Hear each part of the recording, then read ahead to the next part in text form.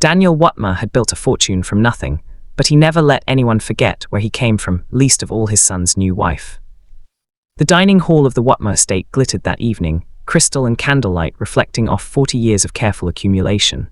Daniel sat at the head of the table, watching his son Muckers laugh too loudly at something his wife Vanessa had said. Vanessa, 26, polished, and married into money she hadn't earned, had never bothered to learn the names of the staff who kept this house running. That night, she didn't need to learn one more name, she just needed someone to blame. A glass of red wine tuppered from her elbow, spreading across the white tablecloth in a slow, accusing bloom. Vanessa didn't apologize, she didn't even look embarrassed. She turned toward the doorway, where an older woman in a simple grey uniform stood holding a tray of dessert plates. "Wipe the floor, Maid," Vanessa said, loud enough for the whole table to hear. Not a request, a command delivered with the casual cruelty of someone who'd never had to ask anyone for anything in her life. The room went quiet, forks paused midair. Muckers's smile flickered but didn't fall. He'd learned, in 3 years of marriage, not to contradict Vanessa in public. The woman in grey set down her tray without a word. She knelt, pulled a cloth from her apron pocket, and began wiping the spreading wine from the marble floor, her movements unhurried, almost serene. Daniel didn't move, he didn't speak. He simply watched, his jaw tightening, his eyes following every motion of the woman's hands.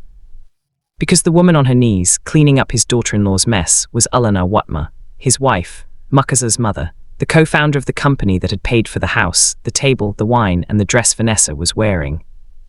Eleanor had taken to wearing the staff uniform 3 weeks earlier, and only Daniel knew why. It started with a phone call from her doctor, then a longer conversation in their bedroom with the door closed, then a decision Eleanor made alone before she ever told her husband. She had stage 2 breast cancer. Treatable, the doctor said, with a good prognosis if caught early, and they had caught it early. But Eleanor, who had spent 35 years building a textile empire from a single sewing machine in a rented apartment, wanted to know something before she let her family rally around her with casseroles and concern. She wanted to know who her family actually was, when nobody was performing for the matriarch. "I want to disappear for a while," she told Daniel one night, sitting on the edge of their bed with her hands folded in her lap. "Not really. Just let them think I'm visiting my sister in Vermont. I'll stay here. I'll dress like staff. I want to see how Vanessa treats people when she thinks no one important is watching. I want to see what Muckers has become." Daniel had argued gently that this was unnecessary, that she was sick, that she should rest, that games like this were beneath her. But Eleanor had built a company by reading rooms other people walked through blindly. She wanted one more read before she let anyone start treating her like glass. So she told the staff she was an old friend helping out temporarily, an arrangement easy enough to manage with a company that small. She wore the grey uniform. She carried trays. She refilled water glasses at family dinners, and she listened. What she heard, over those 3 weeks, rewrote everything she thought she knew about her son's marriage. Vanessa had married Muckers for a great many reasons, and love had been somewhere on the list, just not near the top. Eleanor learned this slowly, in fragments.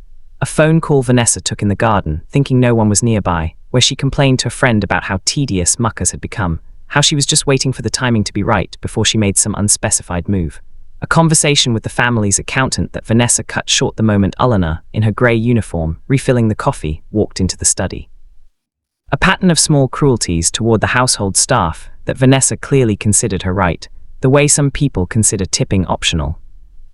And there was Muckers, Eleanor's son, who had once been a boy who cried when he stepped on snails by accident, who had spent a summer in college volunteering at a shelter without telling anyone because he didn't want credit for it. That boy had become a man who flinched when his wife raised her voice, who apologized to her on behalf of the housekeeper for startling her, who had in 3 weeks not once made eye contact with the woman serving his meals. Eleanor didn't know yet whether Muckers was afraid of Vanessa, or simply remade by her. She suspected both. The wine incident was the moment everything she'd been quietly cataloguing stopped being separate observations and became a single, undeniable picture. After Vanessa's command, "Wipe the floor, Maid," and after Eleanor knelt and cleaned the spill with the same calm she'd have used to sign a $1 million contract, she stood, collected her tray, and walked back toward the kitchen without a word. Daniel found her there 10 minutes later, leaning against the counter, stirrup at nothing. "That's enough," he said quietly. "Eleanor, that's enough. You don't have to prove anything else." "I know," she said, and for the first time in 3 weeks her voice shook not from anger but from something closer to grief. I just needed to see if he would say anything at all. He hadn't. Muckers had sat at that table and watched his mother, though he didn't know it was his mother, kneel on the floor at his wife's command, and he had said nothing, done nothing, felt apparently nothing worth showing. Alana went up to bed early that night. The next morning, she didn't put on the grey uniform. The family gathered for breakfast the next day to find Alana Watma sitting at the head of the table in a cream silk blouse, her hair down, reading the newspaper as though she'd been there every morning of her life, which, as far as everyone except Daniel knew, she very much had not, since she was supposedly in Vermont. Muckers dropped his coffee cup. It didn't break, but it clattered loudly enough that Vanessa jumped. "Mom," Muckers said, "I thought, when did you get back?" "I didn't go anywhere," Alana said pleasantly, turning a page of the newspaper. "I've been here the whole time, in the grey uniform, serving dinner." The silence that followed was the kind that has weight, that presses down on a room and makes the air feel thinner. Vanessa's face went through several expressions in quick succession: confusion, then dawning realization, then a kind of pale, frozen horror as she replayed, presumably, every interaction of the last 3 weeks. Every order barked at the help. Every complaint murmured just loud enough to be overheard. Every phone call taken in rooms she'd assumed were empty. "That's not," Vanessa started, then stopped. There was nothing to finish that sentence with that wouldn't make things worse. "Last night," Alina continued, her tone still pleasant, still light, the tone of a woman discussing the weather, "you told the maid to wipe the floor. And I did, because I wanted to see what would happen next." She finally looked up from the newspaper and her eyes found her son's. "Marcus, nothing happened next, you didn't say a word." Marcus's mouth opened, closed. He looked for a moment like the boy who used to cry over snails, lost and ashamed, and not entirely sure why. "Mom, I didn't know it was you," he said, which was true and also entirely the point. "That's exactly the problem," Alina said. What happened over the following weeks reshaped the Whitmore family in ways that none of them, sitting at that breakfast table, could have predicted. Alina's diagnosis came out, not as an excuse for what she'd done, but as context.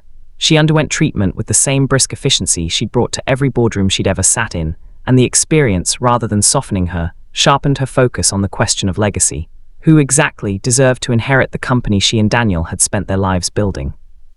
She didn't disinherit Marcus. That would have been too simple, and Alina had never believed in simple solutions. Instead, she restructured the family trust so that control of the company's foundation, its philanthropic arm, the one closest to her heart, went to a board that included 2 of the household staff Vanessa had spent 3 weeks mistreating.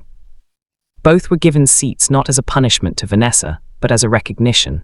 They had shown more grace under pressure than anyone else in that house, including the family's own son. Marcus, to his credit, didn't fight it.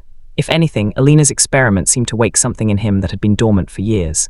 He started showing up to the foundation's meetings. He learned the names of every person on staff, actually learned them, asked about their families, remembered details. It was clumsy at first, the overcorrection of a man trying to prove something to his mother and to himself in equal measure, but it was real.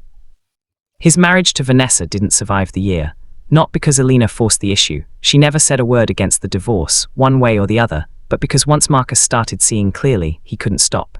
The cracks that had always been there, the ones he'd spent years smoothing over and apologizing around, became impossible to ignore. Vanessa left with a settlement that was generous by any standard except her own, and the last anyone in the family heard, she'd moved to the coast and was, according to a mutual friend, telling a very different version of events. Alina's treatment went well. 6 months after the breakfast that broke and rebuilt her family in the same conversation, she was back at the company full-time, though she worked fewer hours, a concession Daniel had finally won after 35 years of trying. She still thought, sometimes, about those 3 weeks in the grey uniform, about the particular quality of invisibility it had given her, how people's true selves seemed to surface the moment they believed no one of consequence was watching. It had cost her something, that experiment. It had shown her things about her son's marriage and her son's character that she couldn't unsee, even after the marriage ended and the character began slowly to improve. But it had also given her something. Marcus called her every Sunday now, not out of obligation, but because he wanted to. He brought his daughter, his and Vanessa's, a quiet 5-year-old named Lucy who'd been mercifully shielded from most of the fallout, to the estate most weekends, and Alina found herself, more often than not, in the kitchen with the girl, teaching her to bake the same recipes Alina's own grandmother had taught her. Back before any of this, the company, the estate, the wine-stained tablecloths had existed. One Sunday, Lucy asked her why she'd worn the grey uniform. Elena thought about how to explain it to a 5-year-old and settled, finally, on the truth, simplified. "I wanted to know what people were like when they thought I couldn't hear them," Elena said, handing Lucy a wooden spoon. "And it turns out that's usually when you find out who they really are." Lucy considered this with the gravity only small children can bring to large ideas, then asked if she could lick the spoon. Elena laughed and said yes, and thought that whatever else had been lost that year, this, a child in her kitchen, asking simple questions, getting honest answers, was something worth almost anything to keep.